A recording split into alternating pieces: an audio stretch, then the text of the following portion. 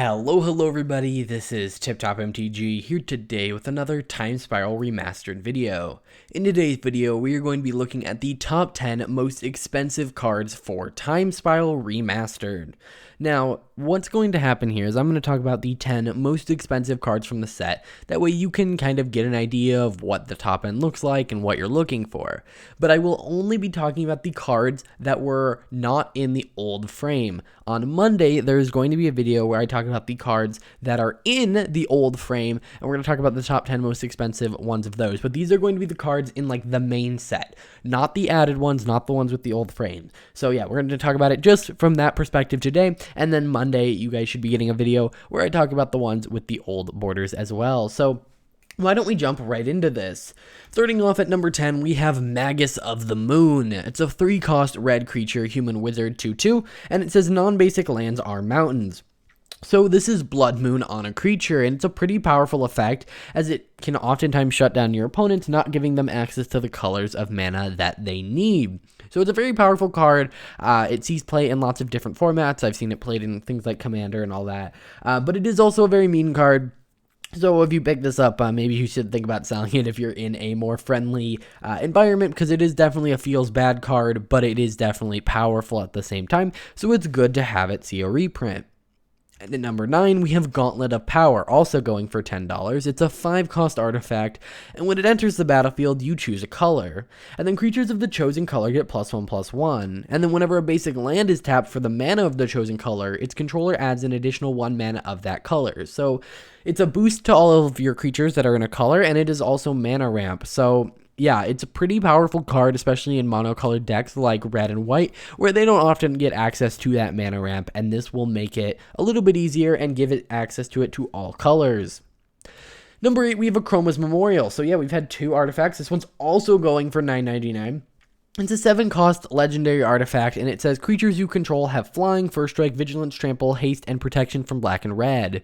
It's a very powerful effect, and it's really good in things like token decks where you can give a bunch of creatures these abilities. It's also just a really good card. Of course, it is 7 mana, so that definitely limits it. This is the first time it's being printed with the legendary frame, and I think it looks pretty good. And yeah, it definitely sees play in a couple different formats, so it's good to see it get reprinted, and it definitely is contributing to the higher price.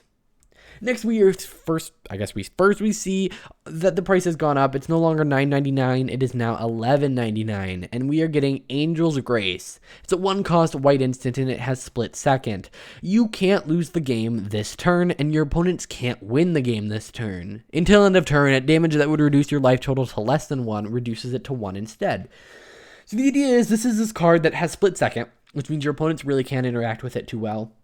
And essentially, you are saying, wait, you're about to win the game. No, let's delay that. And that could be a really big thing, especially for Commander. If your opponents go off on a combo, or if they like swing out, like they already have their creatures tapped, and they thought, oh, I can't die because I'm about to kill this person.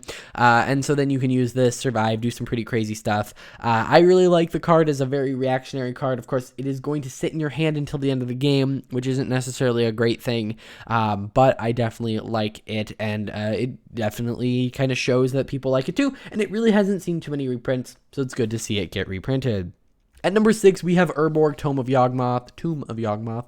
A pretty big uptick, up to $20 here, and it's a legendary land that makes each land a swamp in addition to its other types. And this was really powerful with a couple different cards. We have Cabal Coffers, which is going to kind of let you generate just tons of mana. It's a way for black to generate lots of mana.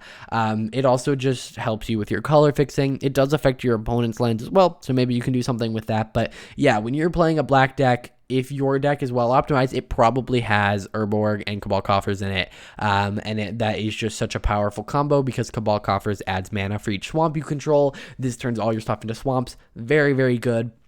Good to see it get a reprint. I don't believe this is the first time it's being printed in the legendary frame. I believe I've seen it somewhere else. So that does mean it's gotten a fairly recent reprint, but of course I could be wrong on that. Either way, $20. Look out for this one. That's a pretty big chunk of change. One thing I do want to note before going into the next card is that these packs are not $4 packs. They, I believe, are ranging between like $6 and $8 a pack, which is pretty expensive. So keep that in mind, especially when the low end of the top 10 is just about the same as the low low end of Kaldheim's top 10. Now, the high end is a little bit higher, but the low end of the top 10 is about where Kaldheim was, and the booster boxes are almost double the price. So yeah. Next, we have Gemstone Caverns, another land going for $20. It's also legendary, and it says if this is in your opening hand and you're not the starting player, you may begin the game with it on the battlefield with a luck counter on it. If you do, exile a card from your hand. So you can kind of just throw this on the battlefield, by the way, not tapped. And you can kind of just do that turn 0 on your opponent's turn. In Commander, it's much more likely that you're not the starting player. And then you can tap and add colorless, and if it has a luck counter on it, instead add 1 mana of any color. And it doesn't say remove the luck counter. I actually had no idea this card existed, and I love it. If I can get my hands on it, I will definitely be throwing this into some Commander decks, or I guess one if I get one of them. I really like it. You can kind of ramp yourself in any color, and even at its worst, it's just tap add a colorless, which, that's not great, but especially in those 2-color decks, you can probably afford to do this. So I definitely like the card. I'm surprised I've never seen it before, and yeah, it's getting a reprint, and it's at Mythic. And you'll notice a lot of these aren't Mythic. But this one is not. It is Pact of Negation. 0 cost instant, counter target spell, but at the beginning of your next upkeep, pay 5. If you don't, you lose the game. So it's a free counter spell. Those are always really good because they can save you in situations where you wouldn't, normally die, or where you would normally die, or like if you're comboing off and then someone interrupts your combo, well, you're about to win, so you probably don't need your next turn, so you can not have to worry about paying that 5. Either way, very powerful card, because obviously 0 cost spells are powerful, especially those that are counter spells, because your opponents aren't expecting it. As they become more and more relevant, people start to expect it more. But like your opponent's like, oh, they're tapped out. They're not necessarily expecting a Pact of Negation. And so it's pretty good, going in at about $22.99. It's a little weird this didn't get upshifted to Mythic, but then again, I guess they would have had to have upshifted the entire Pact cycle. Because for those of you who don't know, Time Spiral, Planar Chaos, and Future Sight, which is the 3 sets that make up this remaster, none of them had Mythics. So that's why a lot of the cards that are, all of the Mythics are upshifts. And so that's why most of the expensive cards are Mythics, not only because they are Mythics, but because they purposely went after the expensive cards and made them Mythics because they had to upshift something. Next, we have Tarmogoyf. This is a very, very, very powerful card in a lot of older formats, especially Modern. It's a 2-cost green creature. It's a star, 1+ star.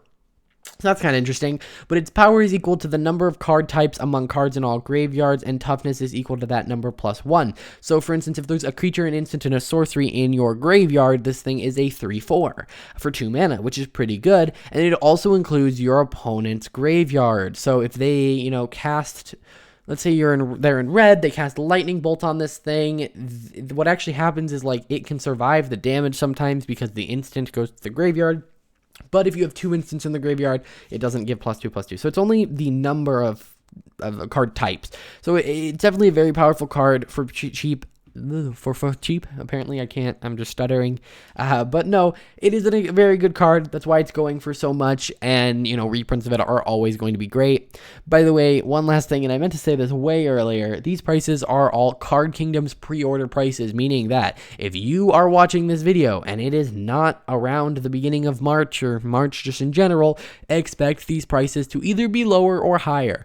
Now, generally reprints drive down prices, but if you're watching this in a year, maybe Modern becomes super big, or Tarmogoyf becomes extra important, and his price goes up, even though he just got a reprint here. So yeah, prices are going to change. That is just how things work. They do not stay stagnant. So again, if you are not watching this around the time of its release, expect prices to be different. As well, this is in USD, and it is a little bit more expensive than you could probably get it on something like TCG Player, as Card Kingdom does mark up their cards. So if you are looking to buy these, you can probably get them for a little bit cheaper on like TCG Player instead of Card Kingdom.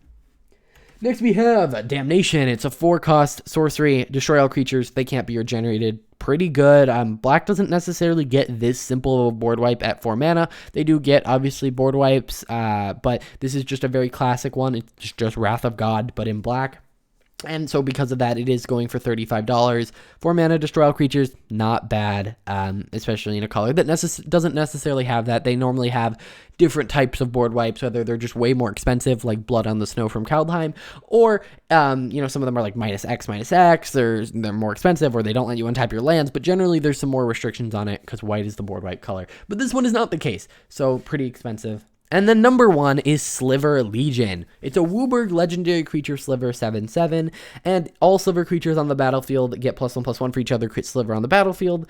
So yeah, pretty good. If you have 3 Slivers, each Sliver gets +2/+2, including Sliver Legion. So like it's gonna come in as like a 9/9 if you have 2 other Slivers for 5. Very, very powerful as a commander for Sliver creatures. Hasn't really seen many reprints, so it's really good to see it as a reprint here. So if you're looking for a card to pull, this is the one you want. So yeah, going for $50, it is very, very expensive. So that is it, guys, for this video. Again, on Monday, I'll be talking about the added cards, the ones that have the old frames. I'll be talking about the top 10 most expensive ones of those, and then we'll have some more Time Spiral Remastered content coming out over the next week. If you guys enjoyed this video, please hit that like button, subscribe, and I will see you guys in the next one. Bye.